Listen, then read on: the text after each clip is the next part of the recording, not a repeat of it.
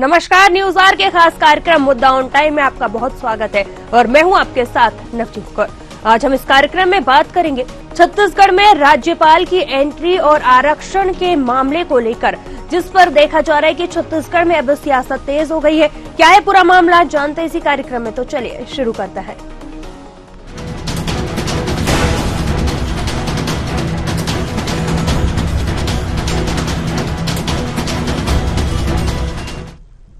छत्तीसगढ़ में आरक्षण का मामला एक बार फिर से गरमा रहा है।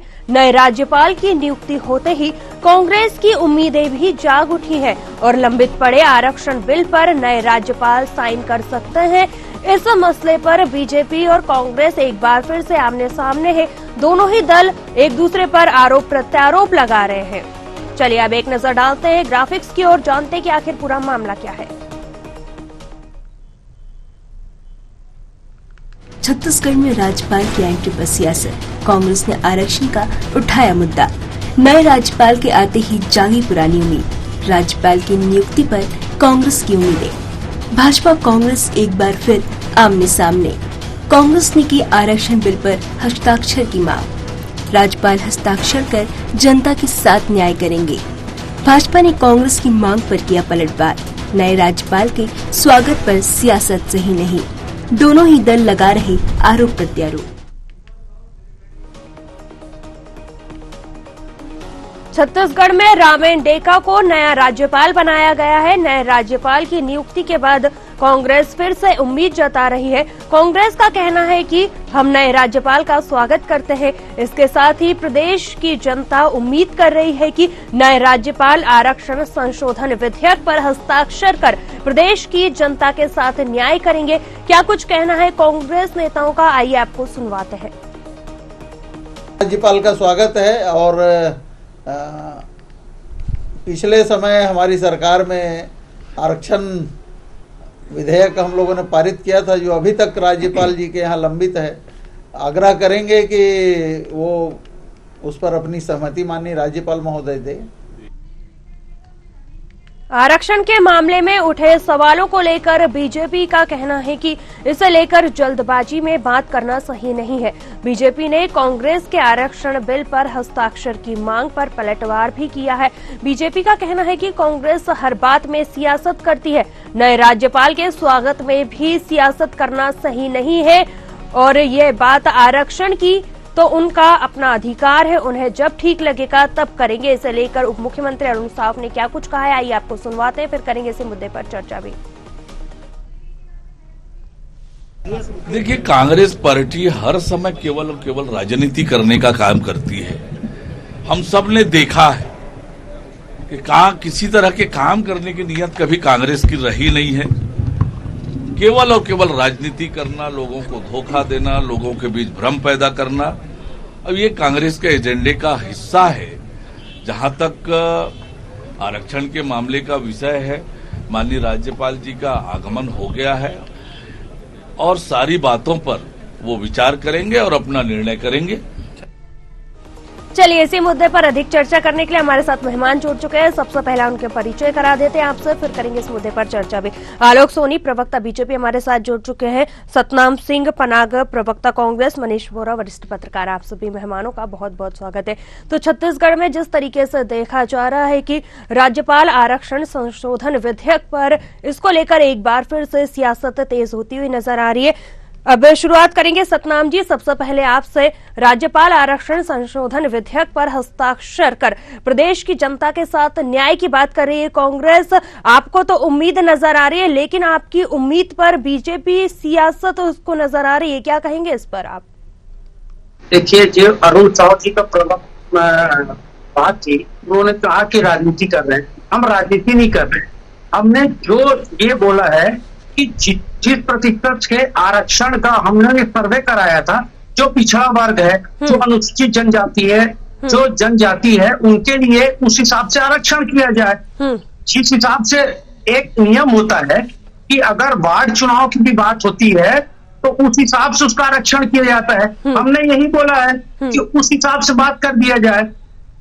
अगर छत्तीसगढ़ में सर्वे हुआ, वो कितने पिछड़ा वर्ग लोग के व्यक्ति हैं, कितने एससी के हैं, कितने एसटी के हैं, तो हमने यही बात बोला, तो इसमें राजनीति कहाँ से बात होती है? छत्तीसगढ़ में राज्यपाल की एंट्री पर सियासत।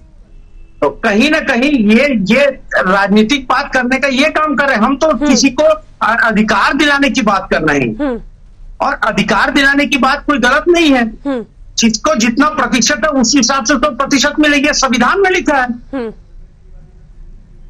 चलिए ठीक है, हमारे साथ आलोक सोनी जी भी जुड़े हुए हैं। आलोक जी का रुख करना चाहेंगे। आलोक जी, आपके पास आएंगे और आपसे जानना चाहेंगे कि जिस तरीके से देखा जा रहा है कि बीजेपी और कांग्रेस आमने सामने है आरक्षण के मुद्दे को लेकर, तो इस पर क्या कुछ कहना चाहेंगे जिस तरीके से अभी सतनाम जी ने अपनी बात रखी है? नवजीत जी, एक होती है मंशा, काम करने की मंशा, न्याय दिलाने की मंशा, और लोगों को उनका अधिकार दिलाने की मंशा। अब मैं कांग्रेस की मंशा के बारे में बात करूंगा। 2 वर्षों तक उन्होंने जो नई आरक्षण व्यवस्था लागू करी थी, उसको माननीय हाई कोर्ट में उस पर रोक लगा दी, और उसके बाद फिर इन्होंने सुप्रीम कोर्ट का रुख किया। सुप्रीम कोर्ट ने पुरानी आरक्षण व्यवस्था को, जो भारतीय जनता पार्टी के समय की थी, उसे ही वापस से चालू करने का निर्णय लिया और उसको वापस से बहाल किया राज्य में। और उस वर्षों उतने समय तक जो हमारे राज्य के युवा थे, जो हमारे राज्य के नौकरी पेशा लोग थे, उनको आरक्षण व्यवस्था का लाभ ही नहीं मिला। उनके रोजगार के अवसर जो थे उनके हाथ से निकल गए। तो कांग्रेस ने क्या किया? केवल 4 से 5 वर्षों तक, ताकि वो लोगों को बुलावे में रखे रहे, जनता को बुलावे में रखे रहे, इस वजह से इस व्यवस्था को फंसाए रखा और लोगों को कोशिश की कि हम जो आपके आरक्षण के लिए काम कर रहे हैं, एक्चुअल में वो चाहते थे कि हम इन व्यवस्थाओं में उन्हें फंसा के रखे हैं, ताकि वो जो है लाभ ही ना मिल सके। और वर्तमान में जो स्थिति है, 58% की आरक्षण की स्थिति है फिलहाल, जो माननीय सुप्रीम न्यायालय ने दिया हुआ है, वही व्यवस्था भी फिलहाल चल रही है। और बहुत सारे राज्य हैं देश में जिन्होंने 50% से ऊपर के आरक्षण की व्यवस्था की हुई है अपने राज्यों में, लेकिन आज उनके भी मामले जो सुप्रीम कोर्ट पर लंबित है। तो यदि आप 50% से अधिक आरक्षण की व्यवस्था करते हैं, चाहे वो आप जनजाति जनगणना के आधार पर कर रहे हो, आर्थिक पिछड़े वर्ग के आधार पर कर रहे हो, वो कहीं पे भी जाकर के न्यायालय में व्यवस्था ठहरती नहीं है। तो ये केवल राजनीतिकरण की बात है। आज राज्यपाल को आए हुए 2 दिन भी नहीं हुए हैं, आज उन्होंने शपथ किया और उस पर आरक्षण की व्यवस्था का इन्होंने राग छेड़ दिया कांग्रेस ने। वहां लोकसभा में बैठ करके इनके जातिवाद की बात करते हैं, और जब जाति पूछ ली जाती है तो वो भड़क जाते हैं। मतलब आप जनता से जाति पूछे, आपसे भी किसी ने जाति पूछ ली तो आपको बुरा लग गया। तो आप एक तरह से जाति और क्यों रहे हैं? एक सवाल करना चाहता हूँ प्रवक्ता महोदय से। चलिए सतनाम जी आपके पास आएंगे। सतनाम जी आपके पास आएंगे, लेकिन हमारे साथ वरिष्ठ पत्रकार जी भी मौजूद है। पहले उनके पास जाएंगे, उसके बाद फिर आपके पास आएंगे। मनीष जी, आपसे जानना चाहेंगे कि छत्तीसगढ़ में आरक्षण का मामला एक बार फिर से गर्मा रहा है। इस पर बीजेपी और कांग्रेस आमने सामने है और एक दूसरे पर आरोप प्रत्यारोप लगा रही है। आपसे जानना चाहेंगे कि आप कैसे देखते हैं इसे? देखिए, आरक्षण को लेकर के जो बात अभी वापस से उठी है, इसमें सबसे महत्वपूर्ण चीज ये थी कि विधानसभा में जब ये बिल लाया गया, उस समय सभी दलों ने सर्वसम्मति से उसको पास किया। उसके पास होने के बाद फिर जाकर के वो राजभवन में रुक गया। तो जब विधानसभा में आया, इसका मतलब ये कि वहां सर्वसम्मति से पारित हुआ। जब सर्वसम्मति से पारित हुआ, इसका मतलब है कि दोनों राजनीतिक दल, निर्दलीय जितने भी लोग थे, सारे राजनीतिक दलों ने उसका समर्थन किया था। और समर्थन करने के बाद वो राजभवन गया था, राजभवन में वो अटका हुआ है। देखिए, सबसे महत्वपूर्ण बात यह है कि राजभवन में अटकने का कारण ये था कि राजभवन में उन्होंने जो लीगल उसके जो पॉइंट्स थे, जिसपे जाकर के उनका रोकने का जो कारण था, इसके पहले अनुसुईया उइके जी जो राज्यपाल थी वहां, उनके समय ये हुआ था। और उस समय उन्होंने ये कहा था कि भाई यदि हम जो भी काम कर रही है सरकार, मेरी सरकार है, जो सरकार जिस प्रकार का काम कर रही है, वो काम यदि उस पर कोर्ट से जाकर के कोई निर्णय अटक न जाए, इसलिए उन्होंने कुछ उसमें लीगल जो है वो ओपिनियन लिए थे। लीगल ओपिनियन देने के बाद वो अभी तक पेंडिंग है। उसके बाद राज्यपाल फिर एक बदल गए, अभी ये तीसरे राज्यपाल आ गए। तो अब फिर से वो बात जो है कांग्रेस उठा रही कि हमने 72% आरक्षण देने की बात करेगी। तो देखिए, निश्चित रूप से एक चीज ये है कि आरक्षण देने को जब आपने वहां पर विधानसभा में उस पर सहमति दी थी, तो अब ये बात क्यों आ रही है? यदि आपको आरक्षण देना है तो आप टीमों के तहत दीजिए। अभी स्थिति ये है कि कोर्ट का ये निर्णय है कि 50% से ऊपर आरक्षण आप दे नहीं सकते। कांग्रेस के प्रवक्ता को मैं सुन रहा था, वो कह रहे थे कि हमने उनके अधिकार की बात करी है। तो अधिकार की बात आपने करी है, निश्चित रूप से अच्छी बात है,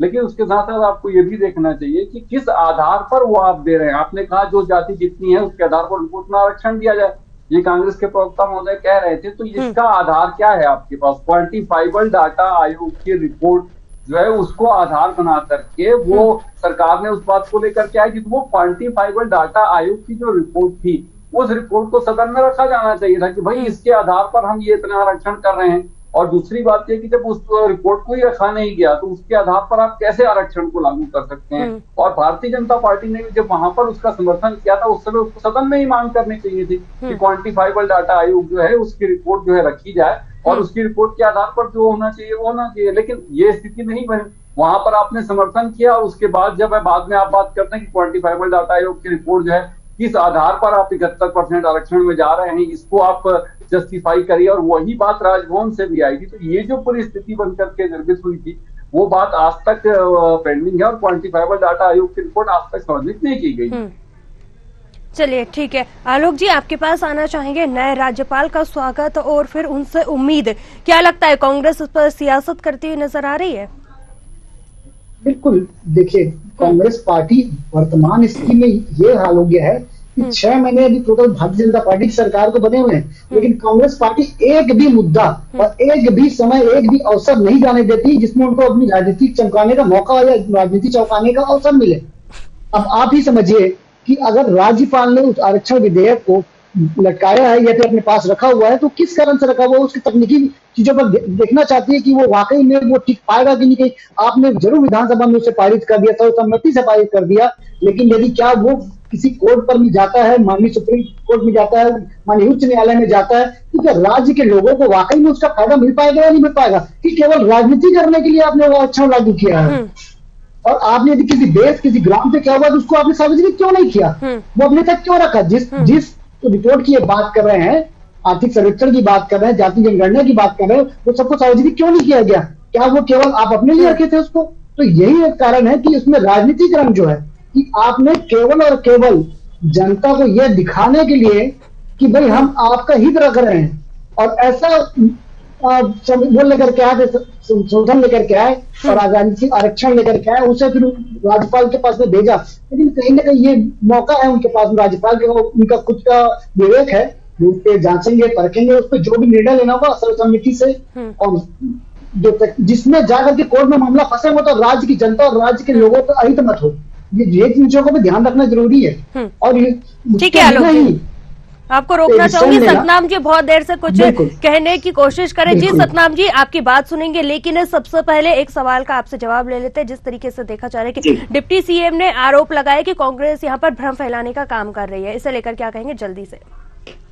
देखिए, भ्रम फैलाने की काम नहीं कर रहे। हमारे वरिष्ठ पत्रकार जो हमारे आदरणीय मनीष वोरा जी, उन्होंने भी कहा था कि सर्वसम्मति से पास हुआ था आरक्षण कानून, उसको राज्यपाल के पास भेजा गया, उन्होंने क्यों रोक दिया?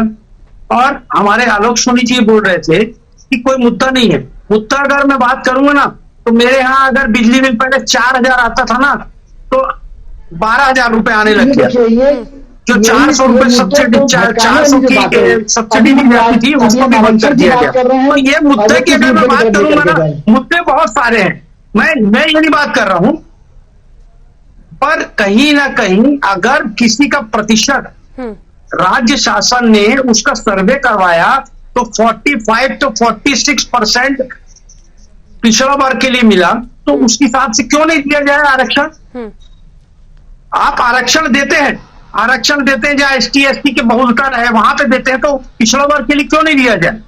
जबकि मैं सामान्य वर्ग से आता हूं, तब भी मैं ये बोलूंगा कि अगर पिछड़ा वर्ग को दिया जाएगा तो कोई गलत बात नहीं है। मुद्दे की अगर बात करेंगे तो बहुत सारे मुद्दे मैं गिना दूंगा अभी सोनी जी को। तो कहीं ना कहीं ये बात आती है कि जिसका जितना प्रतिशत सर्वे कोई कांग्रेस पार्टी ने नहीं किया, सर्वे राज्य शासन की इकाई ने किया और जितना सर्वे आया है 40 to 45% उसके हिसाब से उन्होंने पिछड़ा वर्ग के लिए आरक्षण मांग की है। इसमें कोई गलत बात नहीं है। चलिए ठीक है, हमारे जो वरिष्ठ पत्रकार जी हैं मनीष जी, उनके पास आना चाहेंगे। मनीष जी, जिस तरीके से देखा जा रहा है कि आरक्षण के मामले में उठे सवालों को लेकर बीजेपी का कहना है कि इसे लेकर जल्दबाजी में बात करना सही नहीं है, आपकी क्या राय है इस पर जानना चाहेंगे आपसे? देखिए, सवाल जल्दबाजी का नहीं है, सवाल ये है कि आप किस आधार पर उस आरक्षण को लागू करना चाहते हैं। जैसा ये कह रहे थे कि सरकारी एजेंसी, तो कौन सी सरकारी एजेंसी, किसने सर्वे किया, उस सर्वे की रिपोर्ट कहाँ है, उस रिपोर्ट को आप सार्वजनिक करिए। हाँ, सार्वजनिक नहीं करना है, सदन के पटल पर रखिए, सदन के पटल पर रख करके सार्वजनिक करिए था कि भैया ये इतना परसेंट इनका आरक्षण बड़े भैया मेरे आप आदरणीय है, आप मेरे आदरणीय, आपको भी खुद पता होगा कि वहां पे सदन पे ही पेश किया गया था। नहीं पेश किया गया, सदन पे ही पेश किया गया। आप अपनी जानकारी दुरुस्त कीजिए, सदन में ये वो डाटा पेश नहीं किया, सदन में आरक्षण का बिल केवल आया कि हम इतना बहस भी हुई है विधानसभा में। आपको कैसे बताऊं कि आप अगर आप एक बार बड़े भैया आप मेरे बादल सतनाम जी, पहले मनीष बोरा जी को अपनी, सतनाम जी आपको रोकना चाहूंगी, पहले मनीष जी को पूरी अपनी बात रखने दीजिए, फिर आपके पास आएंगे। जी। मैं उसी बात को कह रहा हूं कि कोई भी आयोग की क्वांटिफाइबल डाटा आयोग की रिपोर्ट, मैंने पहले भी कहा कि क्वांटिफाइबल डाटा आयोग की रिपोर्ट के आधार पर आरक्षण देने की बात कांग्रेस सरकार ने करी थी, लेकिन क्वांटिफाइबल डाटा आयोग की रिपोर्ट जो है वो सदन में पेश नहीं की गई। लेकिन उसके बावजूद भी वो प्रस्ताव जो है वो सर्वसम्मति से वहां से पारित हुआ था और उसके बाद वो राज्यपाल के पास गया था, जहां पर राज्यपाल ने भी मेरे ख्याल से क्वांटिफाइबल डाटा आयोग की रिपोर्ट मांगी थी। वो भी वहां पर पेश की गई कि नहीं की गई इस बारे में मैं कंफर्म नहीं हूं, लेकिन क्वांटिफाइबल डाटा आयोग की रिपोर्ट जिसके आधार पर आरक्षण देने की बात की जा रही थी, वो डाटा आयोग की रिपोर्ट सदन में तो नहीं रखी गई थी, इस बात के लिए मैं 100% श्योर हूं। लेकिन राज्यपाल ने भी उस आयोग की रिपोर्ट को मांगा था जिसके आधार पर आप आरक्षण देना चाह रहे हैं। वो रिपोर्ट सरकार ने वहां भेजी थी कि नहीं भेजी थी इस पर मैं श्योर नहीं हूं, लेकिन हाँ ये जरूर है कि जिस आधार पर आप आरक्षण की बात करें, जिस बेस जो है उसका, जिस उसके आधार पर आप देना चाहते हैं, वो रिपोर्ट यदि आप वहां पेश करते हैं और उसमें आंकड़े सही होते तो मुझे नहीं लगता कि कहीं कोई दिक्कत होती। लेकिन जहां तक मुझे जानकारी है, क्वांटिफाइबल डाटा आयोग की रिपोर्ट के आधार पर आरक्षण देने की बात हुई थी और वो क्वांटिफाइबल डाटा आयोग की रिपोर्ट जो है उन्हें सदन के पटल पर रखी नहीं गई थी। इसके बाद में वो प्रस्ताव जो है वो राजभवन गया था और उसी आधार पर राजभवन में वो रुका हुआ था, क्योंकि जो बेस होना चाहिए, यदि मान लो आप कोर्ट जाएंगे तो कोर्ट में जब आप जाएंगे तो कोई चीज आधारहीन ना हो, उसके आधार पर वो राजभवन में रुका हुआ था और वहां पर रिपोर्ट लेने के बाद में राज्यपाल ने जो है वो लीगल वहां पर ओपिनियन मांगा था और उसके बाद वो अभी तक पेंडिंग है वहां पर, आज तक उस पर साइन नहीं हुआ है। चलिए ठीक है, हमारे जो भी बात हो रही है, मैंने कहा कि जब दोनों पर सहमत थे कि हमको इसको करना है, तो मुझे लगता है इसको राजनीतिक प्रतिबद्धता से ऊपर उठ करके बात करने की आवश्यकता है। और अभी तो वर्तमान में सरकार भारतीय जनता पार्टी की है, तो भाजपा की सरकार है, वो यदि चाहती है कि आरक्षण देना है तो जो डाटा आयोग की रिपोर्ट है जिसके आधार पर आरक्षण देने की बात हो रही है, वो रिपोर्ट जो है वो सदन में रखें और पब्लिक डोमेन में लेकर के आए, राज्यपाल के सामने रखें और उसको लागू करवा लें। चलिए ठीक है, आलोक जी आपसे जानना चाहेंगे, एक मिनट सतनाम जी आपके पास, मेरे को 1 मिनट बोलने दीजिए प्लीज। सतनाम जी आपके पास आएंगे, पहले आलोक जी के पास जाना चाहेंगे, आपको भी मौका दिया जाएगा। जी आलोक जी आपके पास आना चाहेंगे, और जिस तरीके से आपने अभी मनीष जी को सुना और उनका कहना है कि किस आधार पर आरक्षण ये दिया जा रहा है, ये जो है सबके सामने रखा जाए ताकि सब लोगों को ये क्लियर हो पाए कि किस आधार पर आरक्षण मिल रहा है। नवजीत जी, मैं पहले भी यही बात दोहरा रहा था कि जिस आप देश पर आरक्षण की प्रक्रिया, क्योंकि भूपेश बघेल जी ने पहले भी ये आरक्षण विधेयक लाया था और उस पर माननीय उच्च न्यायालय ने रोक लगा दी थी, वापस से फिर सुप्रीम कोर्ट में जाने पर सरकार के पुरानी आरक्षण व्यवस्था को लागू किया गया। और उस ड्यूरेशन में, जिस ड्यूरेशन में ये चीजें चली, उसमें जनता का नुकसान हुआ, युवाओं का नुकसान हुआ, नौकरी पेशा लोगों का नुकसान हुआ। तो यही चीजों से वापस बचने के लिए भारतीय जनता पार्टी चाहती कि आरक्षण व्यवस्था लागू हो, लेकिन जिस आधार पर ये लागू हो ताकि ये कोर्ट में ठहर सके, माननीय उच्च न्यायालय में ठहर सके, सुप्रीम कोर्ट में ठहर सके। क्योंकि ऐसे बहुत से राज्य हैं, मैं अभी भी इस बात को दोहरा रहा हूँ, जिन्होंने अपने यहाँ 50% से ऊपर आरक्षण व्यवस्था को लागू कर रखा है, लेकिन उनके जो भी मामले हैं वो किसी न किसी न्यायालय में जाकर के फंसे हुए हैं और उससे जनता का अहित होता है। आज एटलीस्ट कम से कम एक व्यवस्था में तो हम जी रहे हैं, आज उस व्यवस्था के साथ हम चल तो रहे हैं, जिस व्यवस्था को हम माननीय सुप्रीम कोर्ट ने हमको आदेश दे रखे, हम उसकी व्यवस्था के साथ काम तो कर रहे हैं। जो चीजें प्रणाली है वो आपस में चल तो रही है, सिस्टम तो लागू है। आप क्या चाहते हैं कि हम यहाँ पर चीजों को लागू हो जाए और वापस से जाकर किसी न्यायालय पर फंस जाए मैटर? तो वही है कि जो क्वांटिटी डेटा की बात हो रही है, ना तो विधानसभा में रखा गया था, और मैं एक और बात बताना चाहूँ, ना ही वो राज्यपाल महोदया खुद तक दिया गया था। दोनों चीजें जो वहां पर नहीं दी गई थी, और तकनीकी कारणों से वो आज तक के राजभवन में पेंडिंग है। बिल्कुल जो भी व्यवस्था है, जो छत्तीसगढ़ की जनता का हित है, उस पर फैसले लिए जाएंगे और जो व्यवस्था है उसमें थोड़ा आरक्षण भी दिया जाएगा, लेकिन वो सभी को सामान्य होना चाहिए और भारत देश के संविधान को मानने वाला फैसला होना चाहिए। चलिए ठीक है सतनाम जी। देखिए, मैं एक बात बोलता हूँ, हमारे मुरब्बी, हमारे वरिष्ठ पत्रकार है, मेरा सम्मानीय है, सोनी जी भी हमारे सम्मानीय है। अगर कोई प्रस्ताव विधानसभा में आता है तो बगैर डाटा के विधानसभा में प्रस्ताव नहीं आएगा। अगर सर्वसम्मति से कोई चीज पास हो जाती है तो बगैर डाटा के सर्वसम्मति से कोई चीज पास नहीं होगी। अगर राज्यपाल के पास कोई प्रस्ताव पहुंचता है तो विधानसभा से प्रस्ताव पारित होकर सर्वसम्मति से, जैसे हमारे भैया बोल रहे हैं, तभी वहां पे आया है। और ये बोल रहे हैं कि उच्च न्यायालय के बाद जब वहां पे प्रस्ताव पारित हो गया, सब चीज डेटा प्रस्तुत हो गया, उसके बाद वहां पे उन लोगों ने जाके उच्च न्यायालय में स्टे लगवाया। तो कहीं ना कहीं ये सत्यता है, जो सरकारी आंकड़े प्रस्तुत किए गए थे अल्पसंख्यक आयोग के द्वारा, वो सत्यता है। ये सोचने विषय है। मैं ये नहीं बोल रहा हूं मैं इनसे पूछना चाहता हूं सोनी जी से कि आप उनके विरोध में है क्या? आप अल्पसंख्यक को जितना कोटा मिलना चाहिए। सतनाम जी, यहाँ पर बात हो रही है किस आधार पर, क्या आधार था उसका? दिन है, सर्वोच्च न्यायालय ने केवल पुरानी आरक्षण व्यवस्था को बहाल किया है। आज भी आप ये बताइए ना, आप अल्पसंख्यकों के विरोध में है क्या? ये बताइए, हाँ या ना?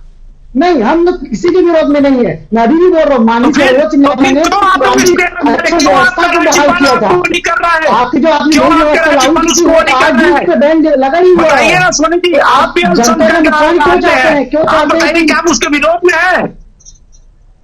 हमने तो कभी नहीं कहा उसके विरोध में। हमने कहा कि जनता का अहित ना हो कहीं पर भी, जनता को किसी फैसले से तकलीफ ना हो।